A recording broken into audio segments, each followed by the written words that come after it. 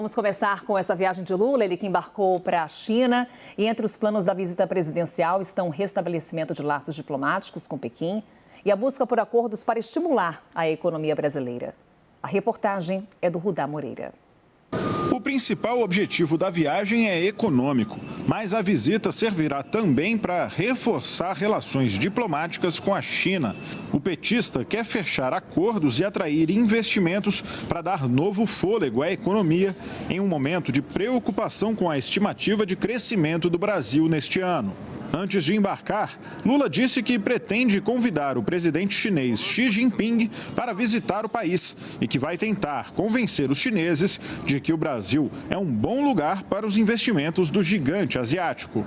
Nós vamos tentar convencer os chineses a fazer mais investimentos aqui, mas nós também vamos tentar vender aviões da Embraer para ele. Nós vamos tentar vender mais soja, tentar vender mais milho, tentar vender mais carne, tentar vender mais carne de suíno, carne de gado, ou seja, nós também vamos tentar vender as coisas que nós produzimos aqui. Desde 2009, a China é o principal parceiro comercial do Brasil. Somente no ano passado, quase 30% do que foi exportado pelo país teve como destino o mercado chinês. A expectativa do governo brasileiro é de que pelo menos 20 acordos entre os dois países sejam assinados nessa viagem. Há ainda a possibilidade de Lula anunciar a entrada do Brasil na iniciativa Cinturão e Roda, projeto de $1 trilhão de investimentos chineses em projetos de infraestrutura e comércio ao redor do mundo. Um dos pontos centrais da conversa que Lula terá com Xi Jinping deve ser a guerra entre Rússia e Ucrânia. O presidente brasileiro já manifestou o interesse de criar alguma iniciativa para mediar uma solução para o conflito e espera angariar o apoio do líder chinês para isso. Na agenda da viagem de Lula ao país asiático estão ainda a participação na cerimônia de posse da ex-presidente Dilma Rousseff no Banco do BRICS e reuniões com empresários locais. A visita de Lula à China estava programada para acontecer no final do mês de março, mas precisou ser adiada por orientação médica. Mesmo com o cancelamento, parte do grupo de empresários que acompanharia Lula já estava na China e as negociações previstas seguiram normalmente. Dentre os resultados, o mais comemorado pelo governo foi a retomada das importações de carne pelos chineses. Então vamos à análise. Começo aqui com Caio Junqueira ao meu lado. Caio, grande parte da reportagem do Rudá Moreira foi dedicada a uma pauta comercial. Essa é a pauta prioritária do governo nessa viagem à China? Olha, eu diria que a pauta, em comparação com a viagem para os Estados Unidos, é incomparável como a questão comercial está presente nessa viagem para a China, né? Pelo tamanho da delegação, pelos dias que ele vai ficar lá, pelas agendas que estão sendo feitas, os 20 acordos lá que estão sendo tentados ali para se fechar. Agora, eu não me limitaria tão somente à agenda comercial, Carol, porque tem essa questão da guerra da Ucrânia, tem essa questão de tentar construir um G7 da paz, isso que é um discurso, o Lorival vai falar aqui melhor do que eu sobre isso, mas tem essa concepção também, né? E a forma como essa viagem está sendo vista principalmente pelas potências ocidentais. Então, sim, o governo observa uma viagem prioritariamente comercial, mas que tem uma pegada de política externa, principalmente para o governo Lula, muito forte e talvez com uma dimensão muito maior do que teve a viagem ao encontro com o Joe Biden. Lorival Santana, a palavra está com você então, Lorival. A visão que o governo brasileiro tem dessa viagem é a mesma visão que a China tem? Bom, em primeiro lugar, o comércio e os investimentos, eles andam sozinhos entre China e Brasil. Querem uma prova? As relações entre Bolsonaro e Xi Jinping eram boas? Não. O comércio bilateral no governo Bolsonaro cresceu 52%. E os investimentos chineses 79%. No meio de uma pandemia. Você vê a complementaridade absurda que existe entre essas duas economias. Claro que sempre pode destravar alguma coisa e tal, mas eu acho que é residual em termos de comércio e de investimentos. A China, você perguntou sobre a China, né? Bem, para a China é importante receber uma visita como essa, porque a China está isolada. Essa visita do Emmanuel Macron e da Ursula von der Leyen é uma visita muito diferente da visita do Lula, né?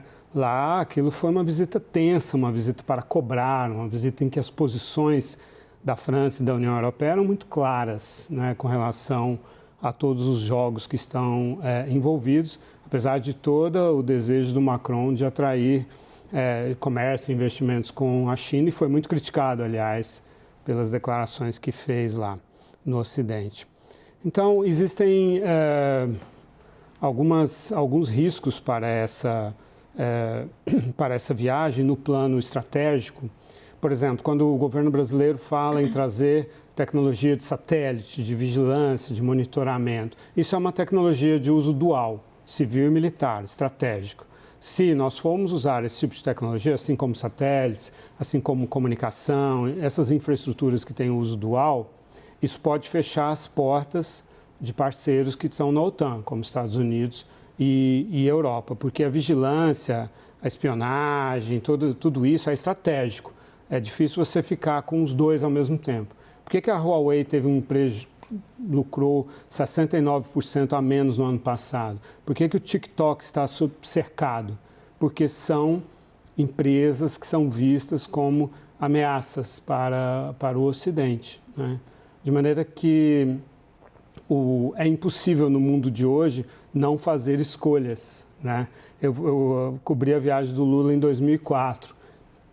Era um período de inocência, de que a China traria prosperidade para o mundo, de boas relações entre China e Estados Unidos. E não havia uma guerra da Ucrânia, né?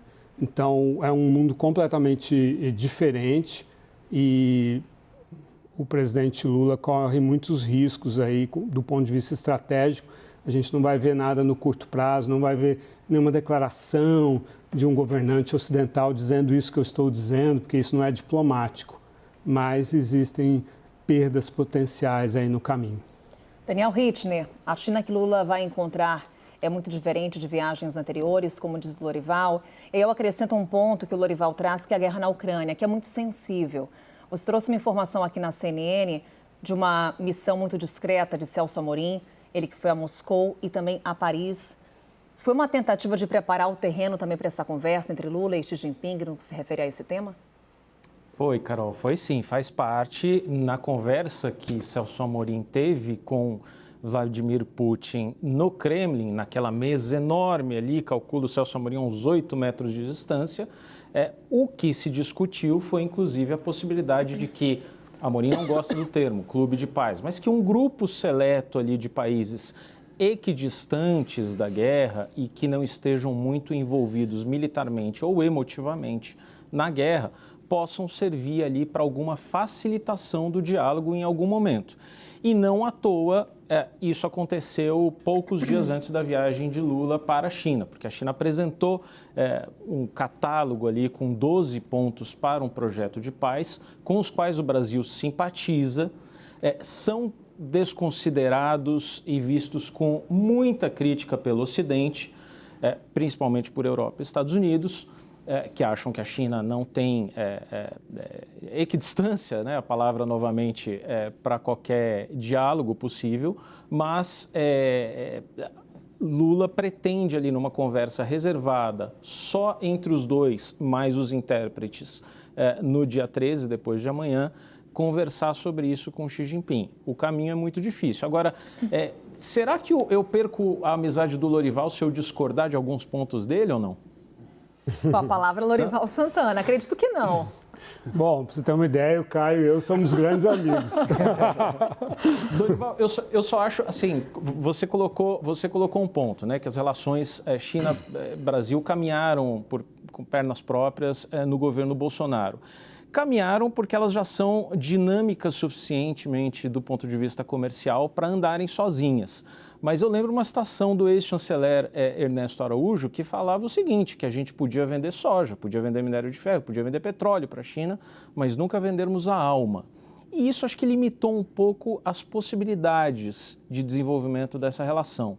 O que está em jogo agora, em termos bilaterais, para além do assunto Ucrânia, venda de 20 jatos da Embraer para a China, coisa que não acontecia há muitos anos. A gente tem a cooperação de satélites, é a maior cooperação em ciência e tecnologia entre dois países emergentes em todo o mundo. Isso data dos anos 80 e a gente está caminhando finalmente para uma geração nova de satélites de supervisão do desmatamento na Amazônia.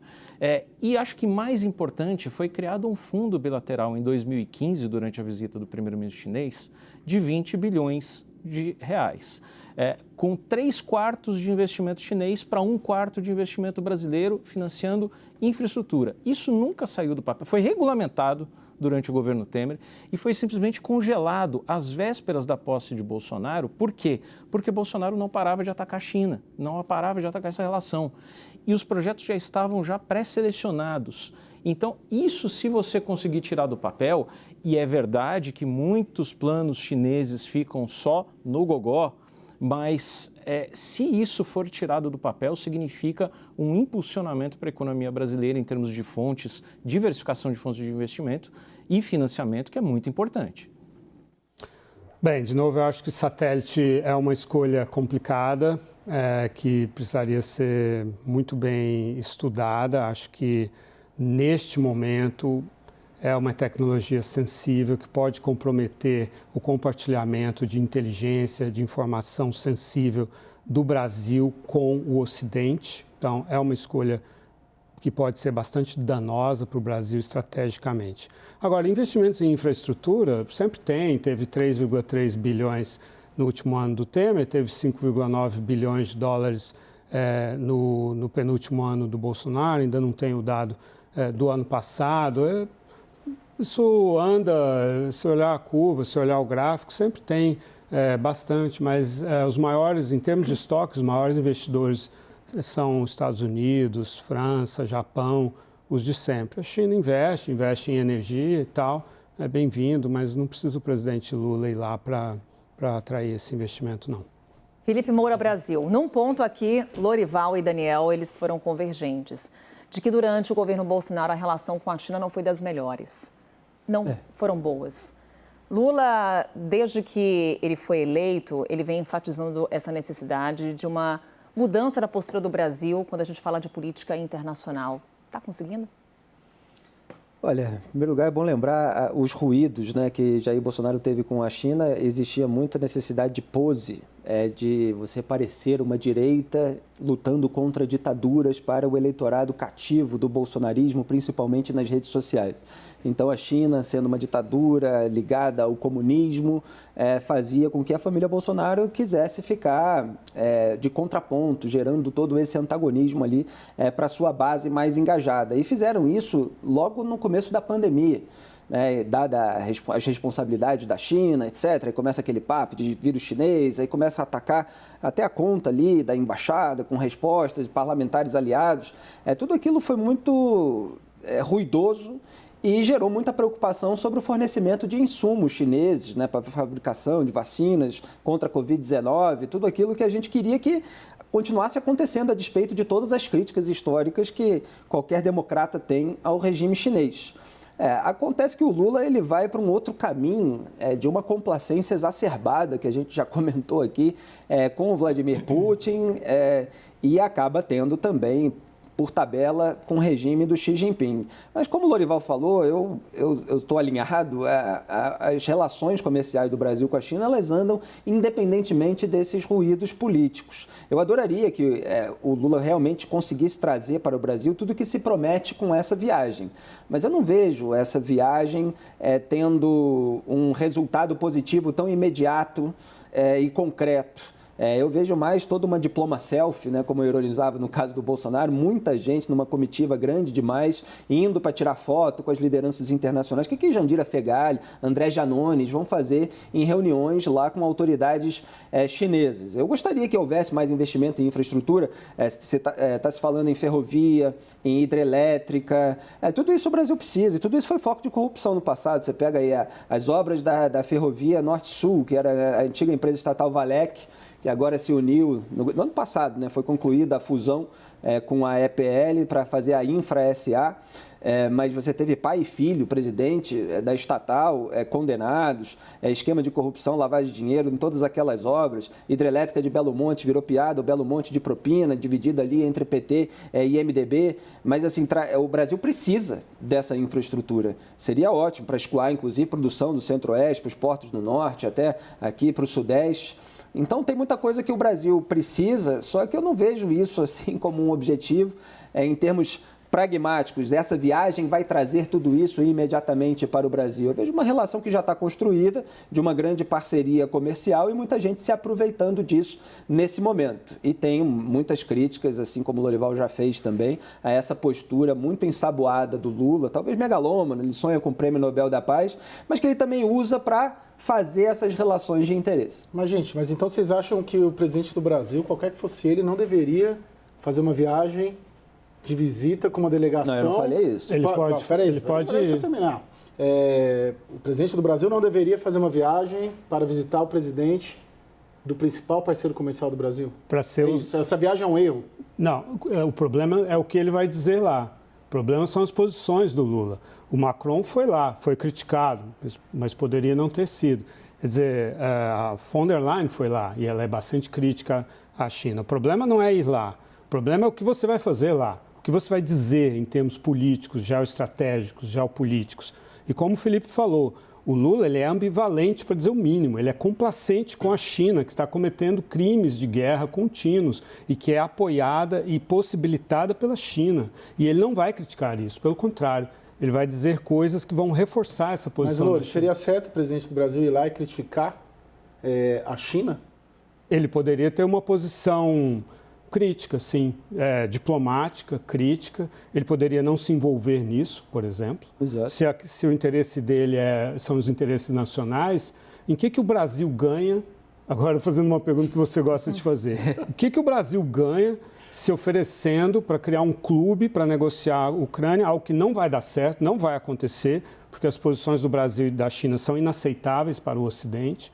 Então, não vai dar em nada, o Brasil só vai manchar a sua reputação lá, como fez com o Irã em 2010, com esse mesmo presidente e esse mesmo chanceler, que agora é assessor especial, vão cometer os mesmos erros. Então, é isso que nos preocupa. Se ele fosse lá tratar dos interesses puramente nacionais, acho que a gente não estaria discutindo. Mas eu acho que ele ganha o repúdio do mundo democrático, né? Só para pontuar, que é muito grave e que já tem acontecido. Quer dizer, o próprio Emmanuel Macron já chegou a dar um chega para lá dele na rede social, né? A base para discutir a Ucrânia são as tropas russas saírem de lá. Claro. Não, eu acho só que a gente está muito focado com relação a essa viagem no ponto da Ucrânia. Isso, claro, tem uma importância óbvia e podemos concordar ou podemos discordar. Agora, eu acho que a relação bilateral ali, o que está sendo discutido bilateralmente entre China e Brasil, se encaixa perfeitamente nos interesses nacionais, sim.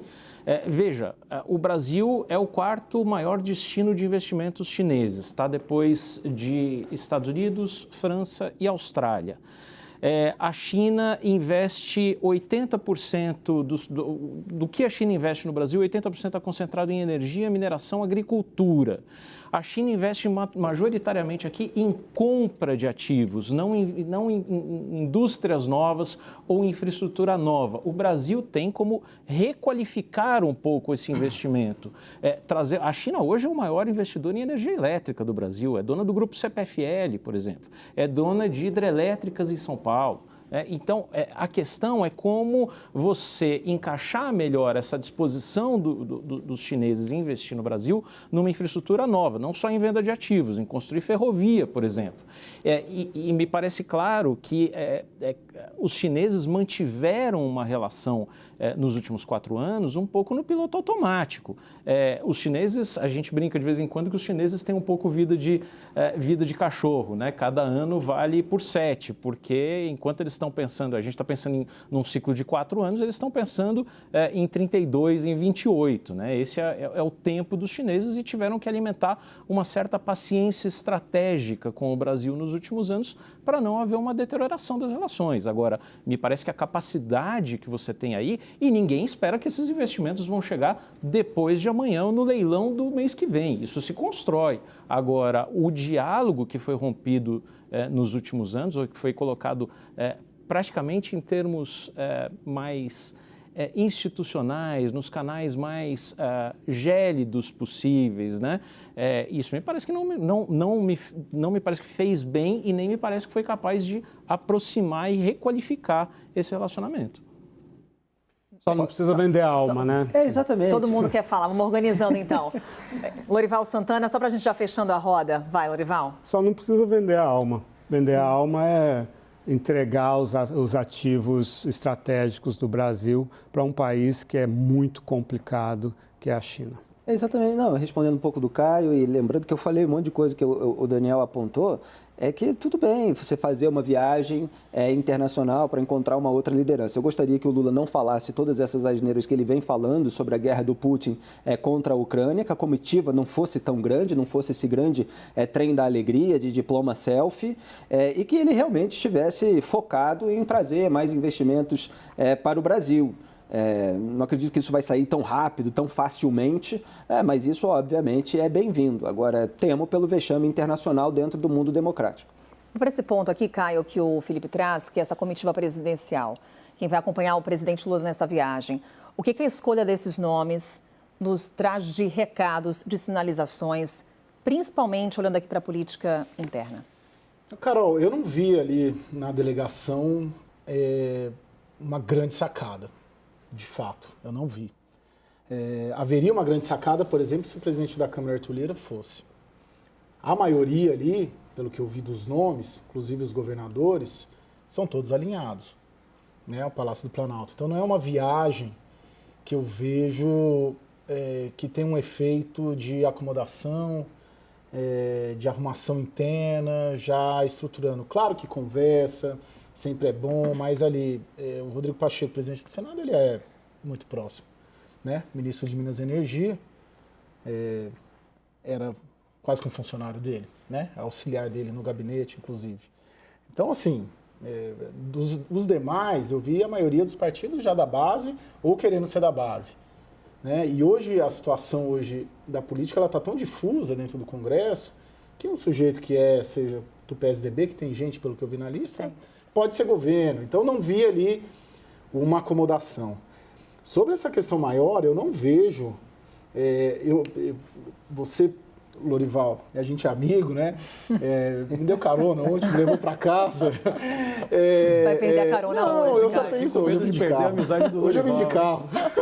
Não, eu só vejo assim, eu não vejo ninguém, muito menos os Estados Unidos, com moral para fazer uma régua de como deve ser a diplomacia do mundo. E tem inúmeros exemplos, tão pouco com moral para dizer que nunca apoiou ditadores, como o Felipe colocou. Todos têm telhado de vidro, todos têm. Inclusive, e talvez majoritariamente, as potências ocidentais que não querem que o Brasil se relacione com a China ou que chegue lá e controle o que vai falar. Ninguém tem moral, eu vejo, na minha visão de repórter de política, repórter de Congresso e de Palácio do Planalto. Não vejo, não entra na minha cabeça. Não entra na minha cabeça os americanos que invadiram o Iraque, sem autorização da ONU, terem bombardeado, invadido, feito a guerra, você foi para lá, né? Não vejo, pode ser uma visão simplória. Parece mas eu estou falando como repórter de política assim, brasileira. Por favor, vocês não podem comprar nada da Huawei para a rede de 5G.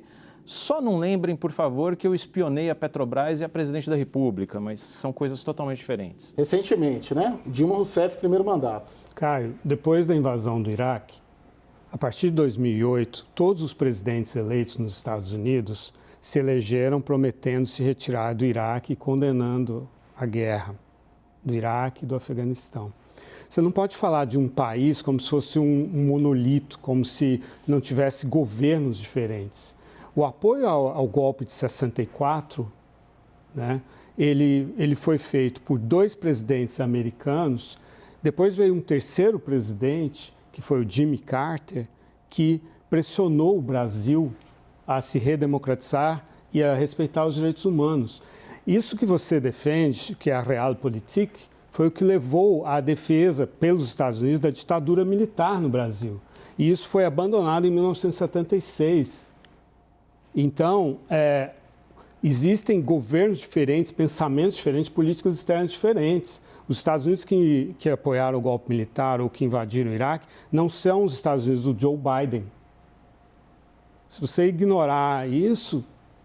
E ainda que tenha havido erros no passado, é um sistema democrático com alternância de poder. Não é o que está acontecendo na Rússia nesse momento, que tem um tirano que, nesse momento, invade, ordenando, evidentemente, as suas tropas, outro país. E o que a gente está falando é que o presidente brasileiro, ele traça uma falsa equivalência em relação a isso, culpando a vítima. Quer dizer, é essa soma que pega muito mal. Mas há falsas equivalências também, veja, só para arrematar. Para a gente encerrar, há falsas equivalências por todos os lados. O Biden foi fazer uma defesa da democracia na Polônia. A União Europeia tolera o comportamento autocrata da Hungria. Então, eu acho que se a gente for traçar considerações puristas, nem Estados Unidos nem União Europeia encaixam 100% aqui. Hungria e Polônia vivem sob pressão da União Europeia, de multas, de retirada de fundos. Não é justo. Ou seja, é uma discussão que ainda renderia bastante. Orival, senão eu vou te dar uma folga, hein? Muito obrigada por estar conosco nessa primeira rodada aqui de análise.